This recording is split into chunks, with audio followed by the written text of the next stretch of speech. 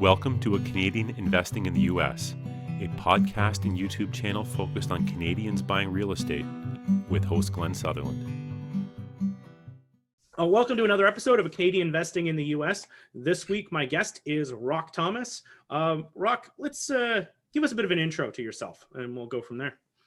Well, I'm a Canadian also living in Phoenix right now. I grew up in Montreal, Canada, and my parents got divorced when I was 5. I lived in the city. Then around 8.5, I moved out into the country and lived on a farm where my father remarried. And by the time I was 17, it was time to leave home because my father paid me 25% of minimum wage to work around the farm. Yeah. And I realized that leaving home, I could make a lot more money.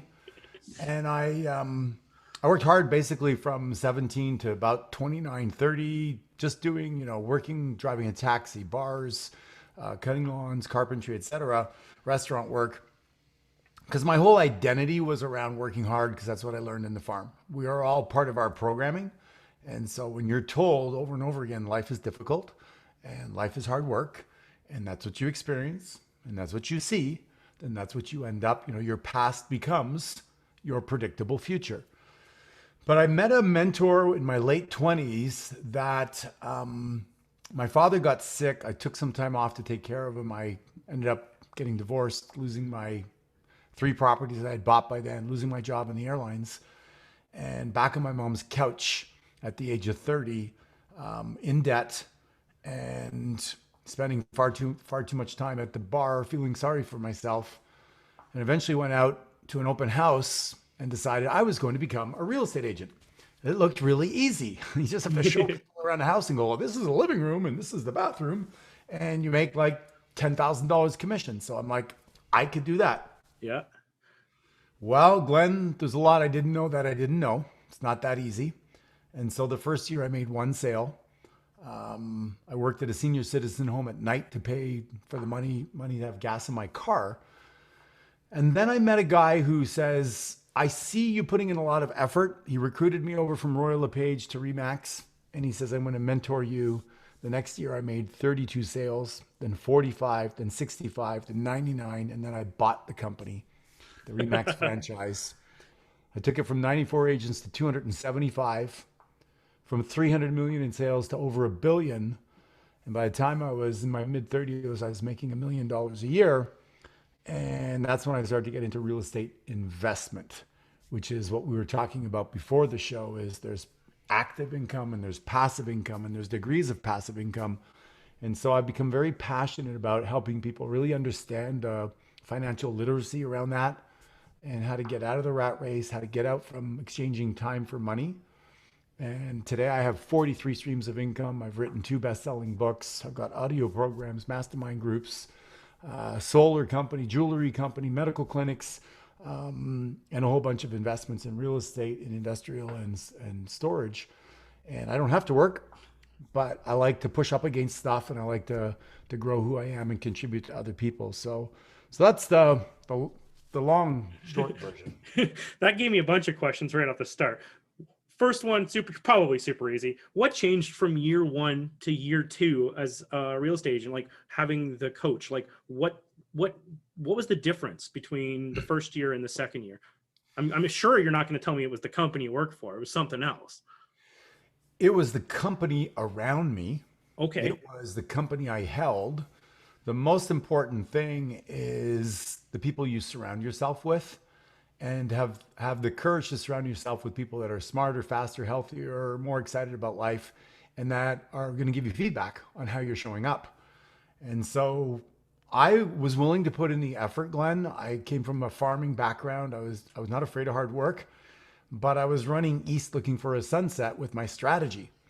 And I didn't know what I was doing, and I was too afraid and too embarrassed to ask for help. So I just kept on going out, knocking on doors and failing.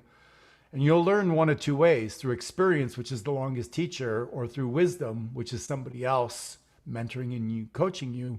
So when he came along, it was a game changer, right? It's a game changer. Imagine that, you want to improve your golf game and, Jack Nicklaus shows up and you get to play with him every day.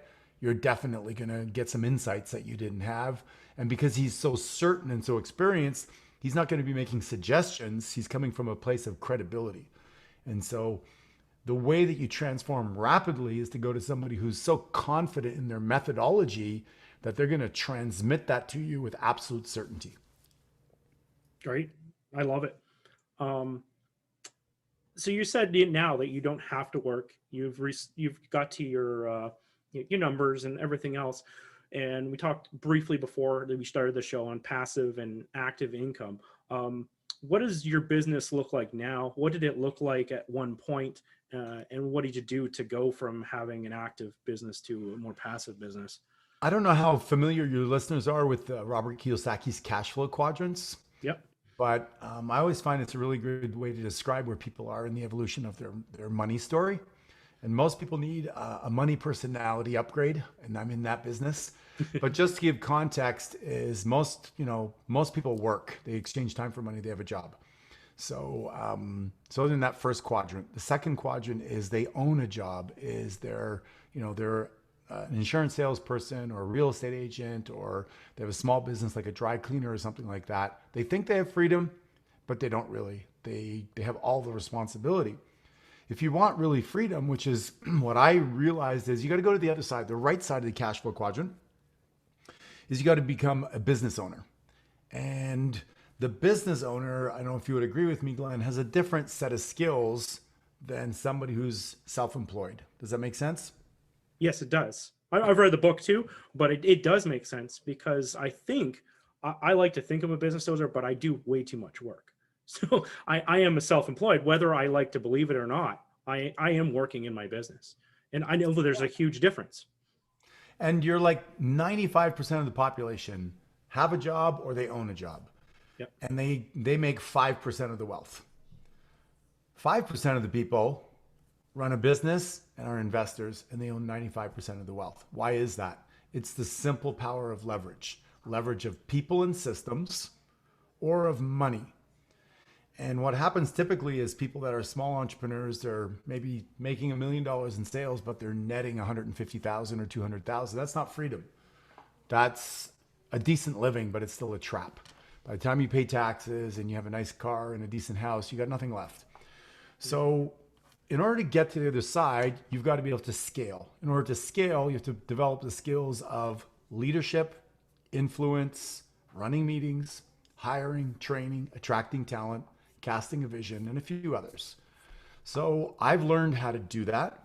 And that's what my mentor taught me, was how to go from being a great salesperson using strategy and leverage and systems and time management and, the typical how to win friends and influence people, get better with people, effective speaking course with Dale Carnegie. I mean, stuff that people kind of laugh at, but actually really becomes helpful. Negotiation courses. Life is a negotiation. Yep. So learning how to interpret people, NLP, hypnosis, all those things that I've studied.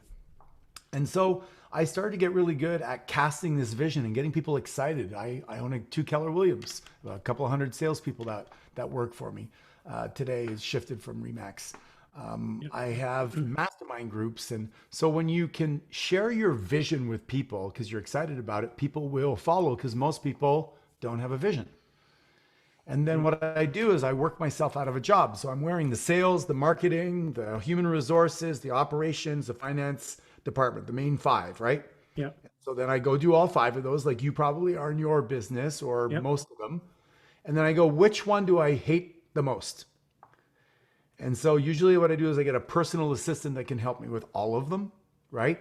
Yep. The minor things like photocopies and emailing and da-da-da-da, until I get more momentum and I can focus on sales, increase sales more. And then I get rid of one of the departments. Maybe it's marketing, or maybe it's the finance, or maybe I add somebody to the sales team, increase sales again. And eventually, like with many of my businesses, I have a director of sales. So I've taken 7 businesses to 7 figures. So in each one of those businesses, I have a director of sales. I have a CFO that oversees many of my companies, so the finance is handled. So that's how you scale the business, but it really requires a new set of skills, which most people think it should just be easy, and that's why they stay stuck in their job. Have you ever had this experience, Glenn, where you hire somebody into your business, into your world, and then you don't have the time to train them properly, or Oh yeah. Yep.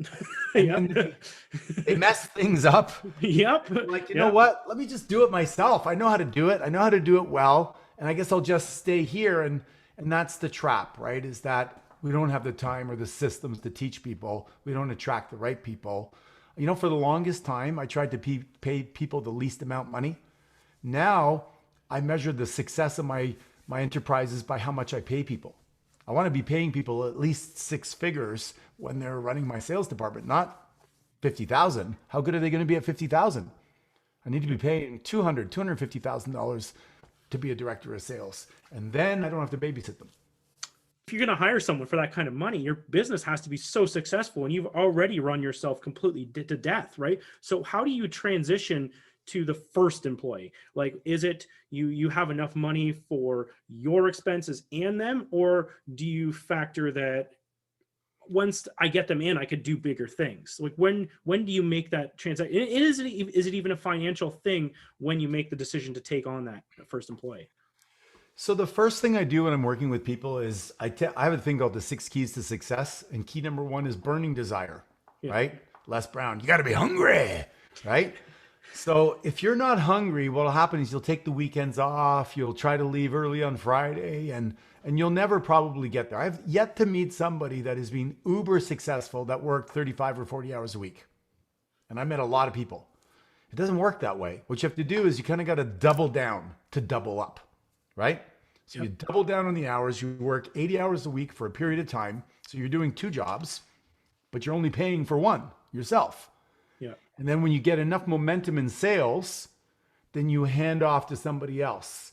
So most people, what they do that struggle, they don't like sales. So they want to hire sales and they want to do the fun stuff. Well, guess who makes the most money? The sales department. Yep. Which means it leaves less for you. So one thing I'm good at is sales. So I keep the sales job for a while till I've hired the other departments and taken the other hats off. And then there's enough support so that sales can live on its own. Then I hire the director of sales and then I'm out. That's great. That is a great answer. I love it, because it is that's the hard part. I've hired and had to let go virtual assistants, and there's a lot of that is the same problems. I didn't have time to train them. I didn't have a proper training system. And then I found they weren't doing enough work to even pay them the $4 an hour. I'm like, what is the point of this whole thing then? Right. Because I'm still doing all the work. Right. So I think that it's being busy, but working yourself up to, and maybe doesn't make sense to do these cheap employees. But if I had someone who was local, maybe I could teach them more over my shoulder, and then you do this, you do this, you do this. And may have actually got more value out of the employee than this virtual one that was working in the middle of the night when I was working during the day. Yeah. And Glenn, you know what? Let's face it. It's not a lot of fun to document your processes, right? Why do people buy franchises? Because somebody who was very anal was able to go, okay, for 30 seconds, you cook the burger on this side, then you flip it and they write it out in the manual. And then they create a buzzer that goes off. And then they tell you that, would you like fries with this? And they create the scripts, the dialogues, the system. So it's paint by numbers, and you can pay people, minimum wage to do it. And we could pay people minimum wage to do a lot of the work that you're doing. A lot of work you're doing and a lot of entrepreneurs are doing, part of it is minimum wage work. It's $10, $15, $20 an hour work. But because we haven't documented it, we can't leverage it off to somebody in an effective way. And you've forgotten more, likely, like a lot of people, than you know. So you're just intuitive with things. You're handling things. And if somebody had to sit in your chair and run your operations, they would be overwhelmed because you have this unconscious knowledge. Yeah. So you need to break that down, document it, and then give the D activities off to somebody while you continue on the front lines making sales. Then you can give the C activities, front lines making sales, the B activities, until you can give up the A activities, the highest paid. And even if you leave, like I have some companies that, okay, I make 10 grand a month and we make $1 million a year. It's not a ton I'm making, but I'm working 1 hour a week. Yeah. Right. Yeah. And I'm okay with that. Oh, that's what you want. Like what we were talking about beforehand was I was talking about how I worked myself to death in 2020 and uh, was actually contemplating going to doing less houses in 2021 in order to so that my life didn't sacrifice. But maybe that's not the right way to be thinking about this at all. Well, I think it is the right way because what I did with I took the first three quadrants, right? Yep. I was an employee, like an employee. I kind of work for Tony Robbins. He pays me like a salary, if you will, when I Yep. go to an event. I'm self-employed because I still do things in that area in my different businesses. Like I'll go as a speaker, kind of self-employed. But as a business person, I have several businesses, as I mentioned before, and I took all the money from those and I poured it into the investment. And guess what? I sucked as an investor. Yeah. I invested in the stock market, didn't know what I was doing, lost all the money. I did second mortgages, hard money loaning, thinking I was this, rock star realtor. I must know what I'm doing. And I didn't do the due diligence, lost $200,000 on a deal. Invested with my brother-in-law, literally in a gold mine in Australia, and lost $250,000. So when I work with people, what I do is we give them a score in each one of the quadrants. How are you as an employee? How are you as self-employed? How are you as a business owner? And how are you as an investor? And it's only been 8 years now that I give myself an 8+ in the investment quadrant. And the last 2 years, I give myself a 9.5. I've had the best years of my life investing because I've surrounded myself. I will not take advice from somebody right now as an investor unless they're worth 100 million. That's my rule. Yep. That's a strong rule. It took me a while to get that seat in the room, Yep. Glenn. It took me a while, Yep. but I have it now. And these people, for them, it's normal to get a 40% return. Like that's normal. Yep. Yep. And so for most people, there's single digit returns. We've been as a culture taught get 6%, 8%, RSPs, 401ks. Yeah. If you're going to go into real estate, it's risky and you got to work your ass off. And you probably get what, 25, 30% return on your real estate? Yeah. Yeah. Usually, sometimes depends on what you're doing. If you're doing like a fix and flip loan, you don't have a lot of money into it. If you're flipping properties, you can easily double your money because a lot of times you're not putting a lot of money in, right? Right. So yeah, depending what you're doing, but yeah, for buy and holds, yeah, you get a duplex or something, and you can run it at around the 2% or 2.5% rule, and you make your good 25%, 30%. Yeah. Yeah. And a lot of people don't know that. I'm sure you teach it on your show is when Yeah. you take the 4 ways you're paid, right? Appreciation, depreciation, like the depreciation on the tax benefits, pay down the mortgage, and your cash on cash. Mine are usually just standard deals or 25 to 33% return. Well, what's average mom and pop doing that make $48,000 a year working, as an accountant or whatever? They're putting their money in their RSPs and they're making nothing after inflation. So if they owned a few duplexes and I bought a property in Montreal 21 years ago for $781,000. Oh my God, it was so hard, Glenn, to come up with the 125. Yeah. At that time, that was like $1 million. I scraped, I borrowed, I begged, came up with $125,000 down. Today, the property is worth $5 million. I owe 1.5 on it, and I make $21,000 a month in cash flow. Love it. Right? Yep. So people don't realize that you don't wait to buy real estate. You buy real estate and wait. The one thing you touched on a little bit whack, you're talking about, stock market and other things. Do you think you should focus on one thing? Or I hear it both ways because you can focus on, I know real estate, so I'm going to do real estate, and I know how to do burrs, or I know how to do flips, or I know how to do I just focus on that thing? Or I also hear the other side of the coin where you're like 7 streams of income, right? So you should have like a business with a product, and you should have the different pieces. Do you think that that's just making yourself actually soft by diversifying, or is it good to have that way? Which way do you think on this? Well, I think there's a couple of camps. I mean, if you're Warren Buffett, it's pretty much one thing, right? Just be really good at one thing, put all your eggs in the basket, and then keep your eyes on that one basket. But for me, I like being diversified. My father died in debt and he owed money to the government, and I went into debt to bail him out. Yeah. And I did promise myself that would never happen. And when COVID hit, my real estate franchises suffered, Yeah, of but course. Yeah. my personal development companies did really well. So I like the fact that I'm in different asset classes. But I would say that, I have 43 streams of income today. I'm 58 years old. People are like, do you have so many? Approximately every 6 months, I start a new one. So 6 months ago, I started a solar installation business because the next decade, that will be the gold rush. There'll be more installations of solar in the United States this year than in all the 40 years previous. So there's a boom happening there. And I'm good at putting sales organizations together. And everybody knows people that have a roof over their head. Yep. And there's government grants. It's not too hard to figure it out.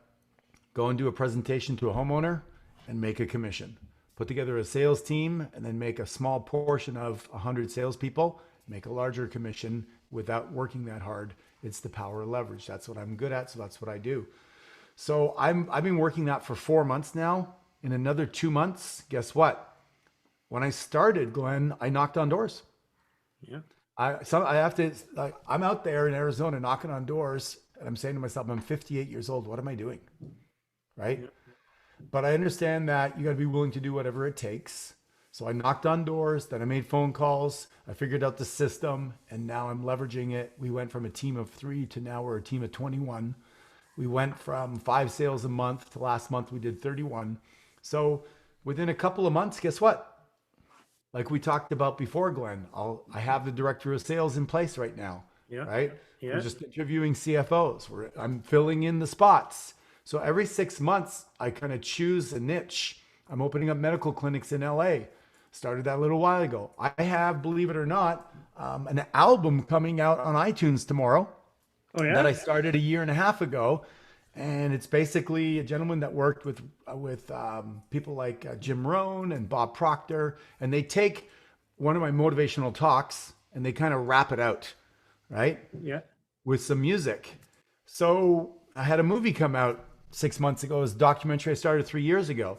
So when you do little things like 5 or 10 hours a week on your next venture, after 6 months, you got another stream of income. So I know it's a long answer to your question, but keep your main thing, and then start a sideline.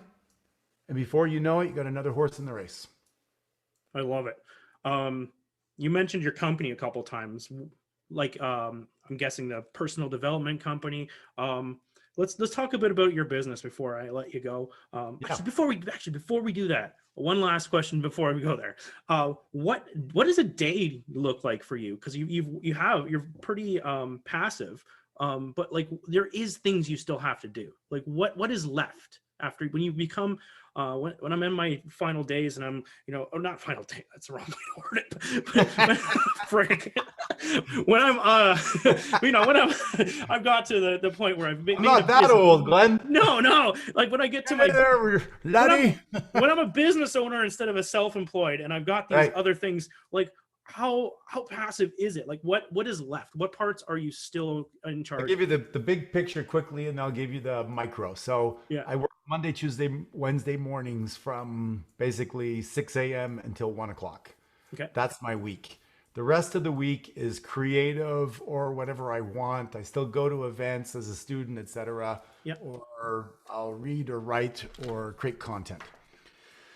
My typical day is I get up at 4 o'clock. I meditate for 45 minutes to an hour.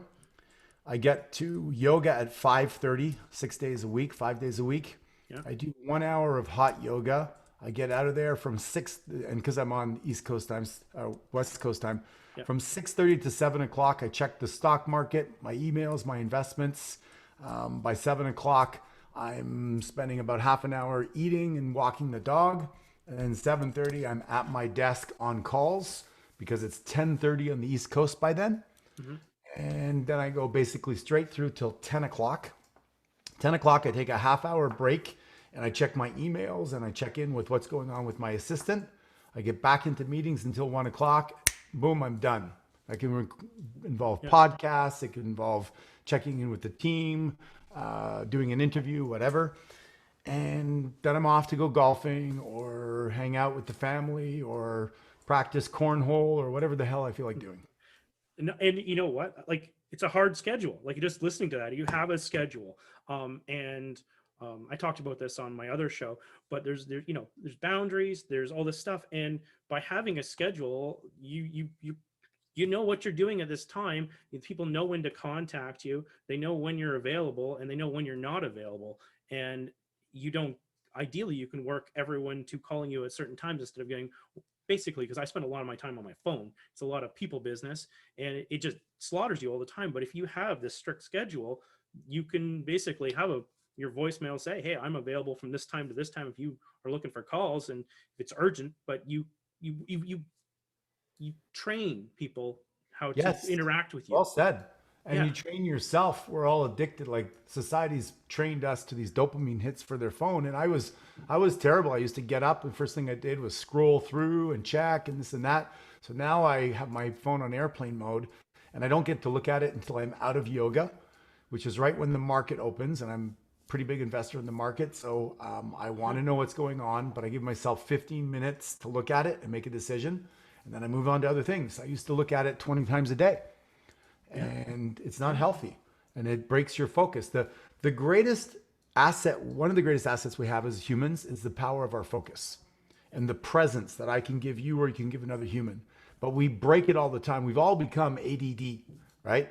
Yeah. And so I've decided that if everybody's ADD, what if I become the opposite? I become hyper focused, committed. 10 o'clock, I have 10 to 10:30 to check my emails, to get responses, check with my assistant, make decisions, and then boom, I'm back into focused energy. So it's been a work in progress, Glenn. I can't say that I've always been as successful as I am on the cycle I'm on right now. I'm doing 75 hard. I work out twice a day now. No alcohol and no binge eating of ice creams and stuff like that. And so I do that to discipline my body and mind to make sure that I'm still the boss, right? Yeah. When you do 2 workouts a day, 7 days a week for 75 days, working out 3 or 4 times a week, it's a cinch, right? Yep. So when you discipline yourself that way, when you make better decisions, then making the tough decisions is easier. And the more you say yes to the world, the more you say no to your family. Yeah. It's deep. I think this is going to be one of those episodes. I have like probably 10 on my show that I just rewatch every once in a while. And I think this is one that really helped ground me every once in a while to get back to, like, because you get off track, right? You get off track. Ooh. And you get a little bit flexible with more things, and you take more stuff into your life and make yourself busier for some freaking reason. You don't even know why. You just get caught up in the wave going down the stream, the river of life. Yeah. Wow. If you go to a Tony Robbins event or any other event you've gone to, you feel great for a few days after you come back, right? Yes, definitely. Then what happens? It slowly fades. Hopefully, you've made some notes that you can try to come back to, but they don't quite look the same as when you were at the event. So you probably never be the same, but you might be 95% the same. So what if you had a group of people that you met with every week that also wanted to implement what had been learned or taught, and that were going to hold you accountable and going to challenge you and going to support you and remind you to lean into the things that you say that you want. I see you have a little girl running in the background there. Yeah. So you're a papa. Yeah. You taking her to Disney World yet? No. Would you like to? Yes, I'm gonna wait for this whole COVID thing to pass, though. Yeah. So how old is she? She is 4 in a week. Yeah. Okay. Yeah. So if you took her to Disney World, say as an example, when she's 6 years old. Yeah. Pretty cool age to go, right? Yeah. So after we hang up this call, you go to her and do you have any other kids? Yep. I got a 6-year-old as well. All right. So by the time they're 6 and 8, what if you sat down with them and you said, you got a dad that's investing in the USA, but he's also a dad that's going to take you to Disney World in 12 months, 18 months, 24 months, whatever you decide. Yep. You put a chart on the wall and you say, here are the things that dad has to do in order to make that happen. And I want you guys to cheer me on and support me. I did this when I was a real estate agent. I said to a lot of the kids were like, Dad, when are you coming home? When are you coming home? You're always out at night. And I said, I'm out at night because I'm going to take you to Disney World. And when daddy sells 40 homes, I'll take you. So we had a chart on the wall, and every time I walked in the door, if they were still up, they'd run up to me, Daddy, Daddy, Daddy, did you sell another house? You have little accountability buddies. How do you think I felt when I was out in the road that night, belly to belly at somebody's house trying to make a sale? Did I want to go home and tell my kids, no, daddy didn't make a sale? Or was I totally present? Was I listening? Was I handling objections? Was I doing everything I could? Absolutely. So there's ways for us to get leverage on ourselves to take action. And accountability is sadly a thing that is underutilized. You will rise, Glenn, to the level of the expectations of your peer group.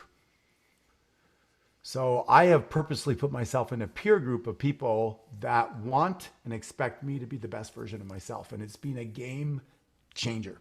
And so that's what I've done in personal development is I've taken the pieces I thought were missing. Great, go to Tony Robbins' event, come home, 3 weeks later, you're the same person basically. How do I know that? Because I went to these events and I would see people come back 2 years later, not even changed, sometimes even worse. Because they're like, oh, I got the formula. I felt great. I went home. I couldn't sustain it. Now I feel like I'm the problem. Before I didn't know how to be successful. Now I know how and I'm still not. I must be an idiot. You follow me? Yep. So I help people get through that. And that's why we've created 74 Whole Life Millionaires, because the community helps you win.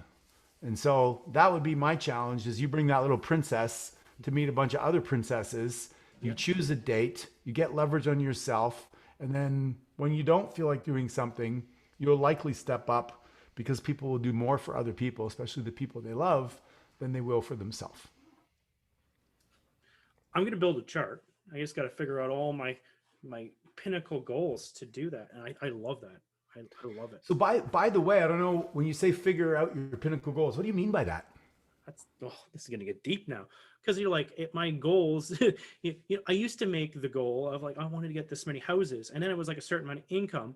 And that's where your goals start to get fuzzy as you hit them, right? Like, because you're like, oh, now I have to set new ones. And I've heard this before too, because you hear about like some of these rock stars that kill themselves when they're at the top because they hit all their goals and they don't, that's what they're so goal driven. There's nothing to go farther. And that's where, funny thing is with my real estate, I was sort of trying to, I guess I just have to make that into a goal, but my goal is to work myself more out of the business instead of working in the business as much.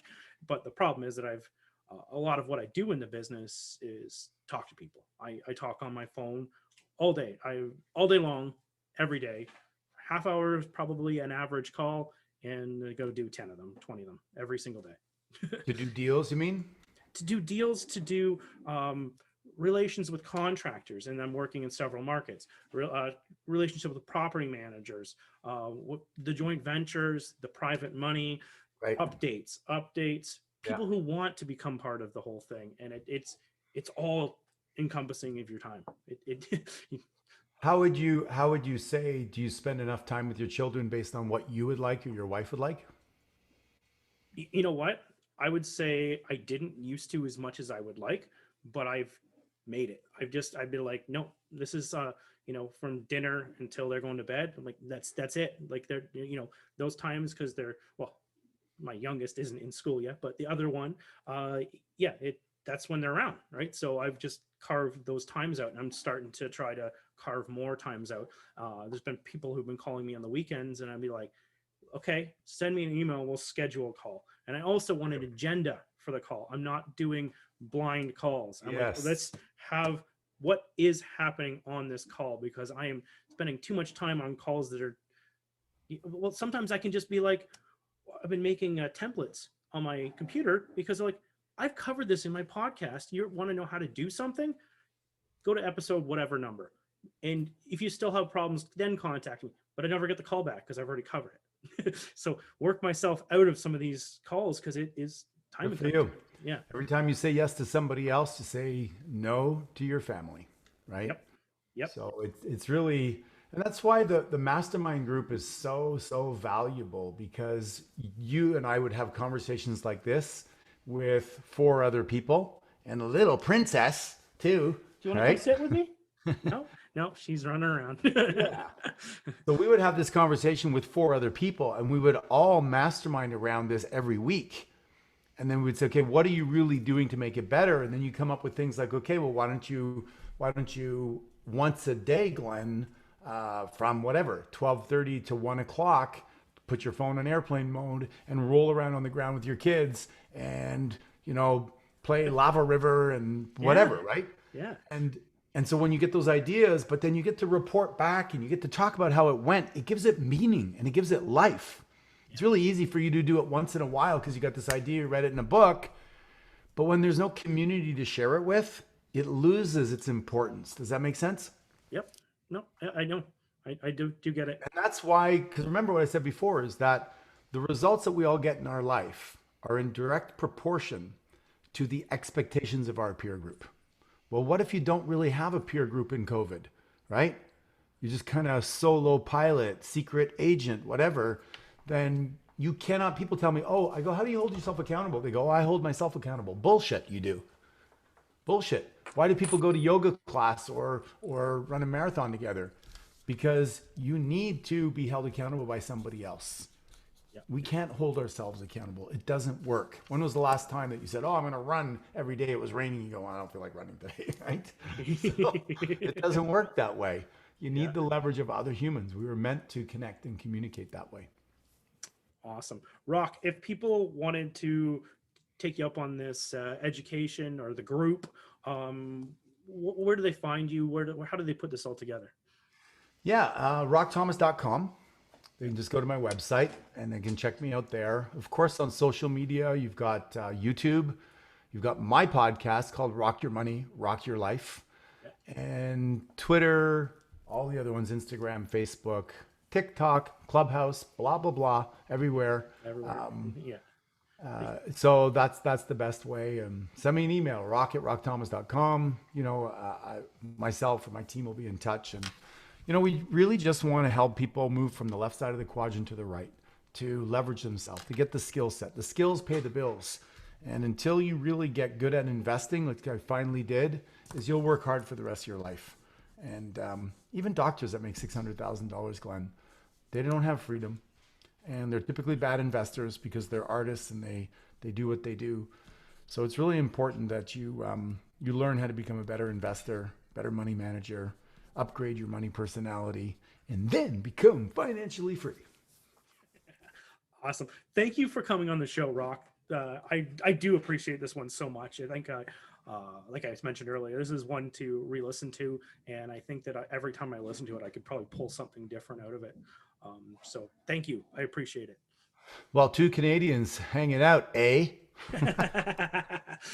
Well, a lot of my listeners are Canadian. Mind you, when I look at the iTunes stats, there is a bunch in the northern United States that are listening, but oh, cool. A lot of I love the name of it. It was like it's really smart, good marketing. And, niche.